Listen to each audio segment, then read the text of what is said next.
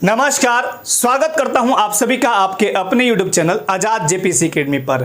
आज मैं दो इंपॉर्टेंट बात करूंगा। सबसे जो ज्वलंत मुद्दा है वो है जेएसएससी सीजीएल का एग्जाम क्या जून में होगा या नहीं होगा, और दूसरा जो मुद्दा है, जो दूसरा इंपॉर्टेंट चीज है, जेटेट वालों की तो बल्ले बल्ले, जो जेटेट पास हैं 60,000 से भी अधिक वैकेंसी प्राथमिक विद्यालयों में आने वाली है और वो वही फॉर्म भरेंगे जो जेटेट पास हैं। तो ये दो बातों पे मैं आज बात करने वाला हूं। सबसे पहले बात करता हूं जेएसएससी सीजीएल। देखिए 11 मई को हाई कोर्ट में सुनवाई थी नियोजन नीति मामले को लेकर।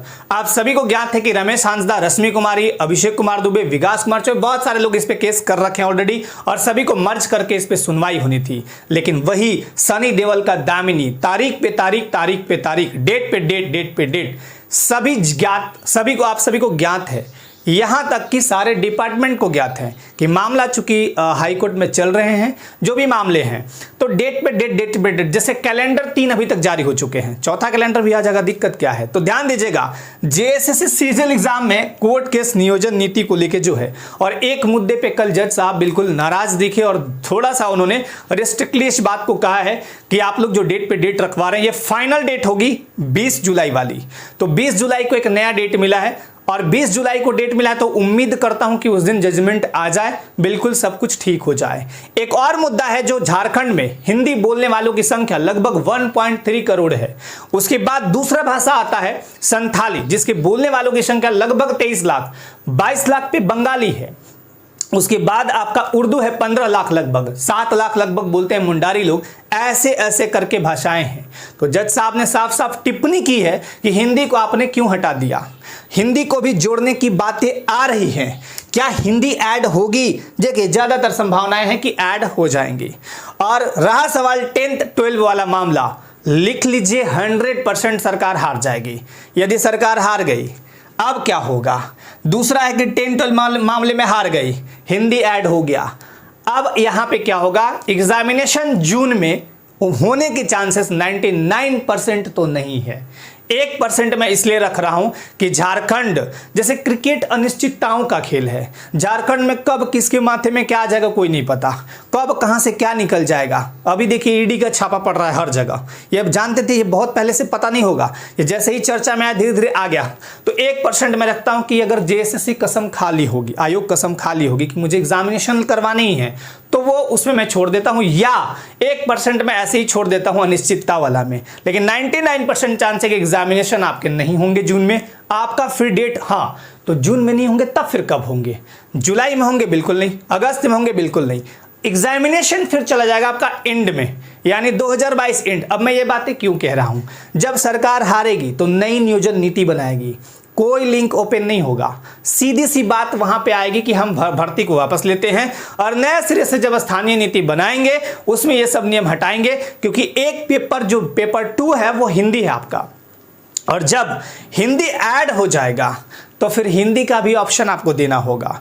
इन तमाम बातों को लेके ये पचड़ों में पढ़ने से बेटर है कि हम नए सिरे से विज्ञापन निकालेंगे और नए सिरे से फॉर्म भरवा के एग्जाम लेंगे, और इसमें कम से कम आपका नवंबर दिसंबर चला जाएगा। ये याद रखिएगा कि एग्जामिनेशन अभी लंबित है। लेकिन मैं एक सबसे रिस्ट्रिक्टली बात यही बोलूंगा, अगर आप मेरी बातों को इतना समझ रहे होंगे तो इतना जरूर करिएगा कि आप अपनी तैयारी जून के अंतिम सप्ताह तक बिल्कुल फिट कर लीजिएगा। ठीक, जो बातें मैं बोल रहा हूं स्पष्ट तौर पे समझिएगा। आपका जो वर्क है वो आप कहीं से भी मत रोकिएगा। आपका जो काम है वो करते रहिएगा। मेरा काम है पढ़ाना, आपका काम है पढ़ना। बिल्कुल पढ़ते रहिएगा। कोई जरूरी नहीं कि मेरे से पढ़िए, आपको जहां जो अच्छे टीचर लगते हैं उनसे पढ़िए। टीचर हर जगह अच्छे ही होते हैं। ठीक है, तो आपका एग्जाम अभी नहीं होगा। क्या फिर से नोटिफिकेशन आएगा? आने की चांसेस, मतलब फिर से नोटिफिकेशन निकलने के चांसेस 90% रहेंगे। 10% ही है कि मतलब इधर उधर करके हम घोल मोल करके लिंक विंक चाहे कुछ और ऑप्शन लगा के, लेकिन वो 10% जो कि बहुत ही मुश्किल है, मतलब एक असंभव सा काम है, बहुत हार्ड काम है, वो कभी होता नहीं है। तो ये दूसरा जो बात था, प्राथमिक विद्यालय में 60,000 टीचर की वैकेंसी बहुत जल्द आने वाली है। तैयारी जो कर रहे हैं करते रहिए। जो टीचर की तैयारी कर रहे हैं, जो टेट पास हैं पहले, वो तैयारी में लग जाइएगा। नोटिफिकेशन आएगा, एग्जाम भी होगा, आपका सिलेक्शन भी होगा। ठीक, अब याद रखिएगा, एक मामला और आपको बताता हूं जो सुप्रीम कोर्ट में भी लगातार 10, 11 और 12 चल रहा है। वो है नौकरी वाला मामला, हाई स्कूल टीचर, पीआरटी और पंचायत सचिव मामला वो चल रहा है। उसमें 100% छात्र जीत जाएंगे, 100% उनकी नियुक्ति हो जाएगी। चाहे आप स्टेट कॉमन मेरिट लिस्ट बनाए, चाहे जो मेरिट लिस्ट बनाए, जीतना स्टूडेंट को है। मैं फिर से एक बार बोल दे रहा हूं, स्टूडेंट 100% जीतेंगे। मेरी बातें आज नोट कर लीजिए, ठीक। जब रिजल्ट आएगा मेरे नंबर पे फ़ोन कर लीजिएगा या मैसेज कर दीजिएगा, कोई दिक्कत नहीं है। बट रिजल्ट आपका आएगा और आज भी सुनवाई उसकी जारी है। तो आप जिस भी एग्ज़ाम की तैयारी कर रहे हैं, अगर आपको इतने के बाद लगता है कि हम हार गए हैं, थक गए हैं, चूर चूर हो गए, कुछ भी नहीं होगा, तो फिर आपको जो मर्जी लगता है वो करिए। यदि आप पॉजिटिविटी के साथ आगे बढ़ते हैं, देखिए एक चीज़ बता देता हूँ मैं, ये वाला मजबूत कर लीजिए, ये यहाँ से मत हारिए, बस हर जगह से हार जाइए, यहाँ से मत हारिए। और जो यहाँ से नहीं हारा उसको दुनिया की कोई ताकत नहीं हरा सकती है। आप हिस्ट्री उठा कर देख लीजिए, हिस्ट्री से हमें सीखना चाहिए। नेपोलियन बोनापार्ट जब एक आल्पस पर्वत को चढ़ाई करने जा रहे थे तो एक बुढ़िया लकड़ी चुन रही थी, वो कह दी उनको कि ये महाराज आगे मत जाओ, आगे मत जाओ, यहाँ पे तुम तो पतले दुबले हो। कई लोग आए, मुँह की खा के वापस चले गए। देखो उधर कई लाश पड़े होंगे। ये बेचारा देखता है, इसके सैनिक एकदम हताश हो जाते हैं। सैनिक बिल्कुल हताश हो गए, परेशान हो गए, अब क्या करेंगे। मरना किसको लिखा है, कौन मरेगा इस आल्पस पर्वत पे? ना, सैनिक हथियार डाल दिए, बोले हम आगे नहीं चढ़ाई करेंगे, इस पर्वत को पार नहीं करेंगे। नेपोलियन बोनापार्ट थोड़ा समझदार था, वो हार जिंदगी में कभी नहीं मानता था, ठीक है, आपने सुना भी होगा। नेपोलियन बोनापार्ट कहता है कि ठीक है भाई, आप लोग मत चढ़ाई करना, केवल पहाड़ तक चलो मेरे साथ। वो एक चोटी दिख रही है ना, छोटी सी पहाड़ी, उस तक चलो, आल्पस पर्वत पे मत जाना।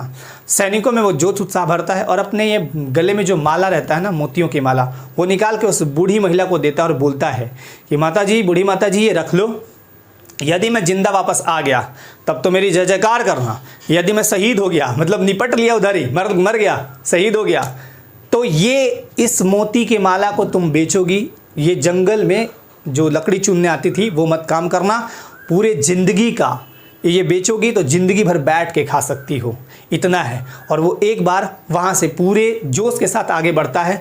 कुछ पल बाद सैनिक पूछते हैं कि महाराज आल्पस पर्वत है कहाँ? नेपोलियन बोनापार्ट हंसता है, कहता है कि आल्पस पर्वत तो तुमने कब का पार कर लिया। सैनिकों को अचरज लगता है। तो बात वही है, यहाँ का है गेम। आपको समझ में आए तो अच्छी बात है, नहीं समझ में आए तो समझ लीजिएगा इसको, आने वाले टाइम में आपको समझ मिल भी जाएगी। अलग बात है कि एक स्टेट, हमारा दुर्भाग्यवश झारखंड स्टेट ऐसा है जहाँ पे नियम नीति बनते हैं लेकिन इनकी धज्जियाँ उड़ते रहती है। और नियम नीति ऐसे बनते हैं कि छात्रों का मतलब दुख दर्द कोई देखता ही नहीं है, कोई देखने वाला है नहीं, छात्रों से किसी को कोई लेना देना नहीं है। और नियम नीति, उसी नियम नीति में छात्रों को उलझा लिया जाता है। लेकिन आपका एक सबसे बढ़िया सहारा है कोर्ट। देखिए आज हाई स्कूल टीचर का मामला कोर्ट सुन रही है ना, और मैं फिर से बोल रहा हूँ, रिजल्ट 100% आएगा। हाई स्कूल टीचर का जितना लंबित है वो भी आएगा और पंचायत सचिव का भी आएगा। तो मैं फिर से अंतिम बार ये बोल रहा हूं कि एग्जामिनेशन नहीं होगा, बट आप अपने शस्त्र अस्त्र मत डालिएगा, ठीक है। आप अपना तैयारी गति देके करते रहिएगा, तैयारी मत छोड़िएगा। तैयारी कीजिएगा, आपको 2 चीज मिलेगा लाइफ में, या सफलता या अनुभव। और जीवन जीने के लिए दोनों चीजें आवश्यक है, ठीक है। तो चलिए फिर मिलते हैं नेक्स्ट वीडियो में। जब भी कोई वैसा अपडेट होगा मैं आपको बीच में अपडेट कर दूंगा। तब तक के लिए बहुत बहुत धन्यवाद। जय हिंद।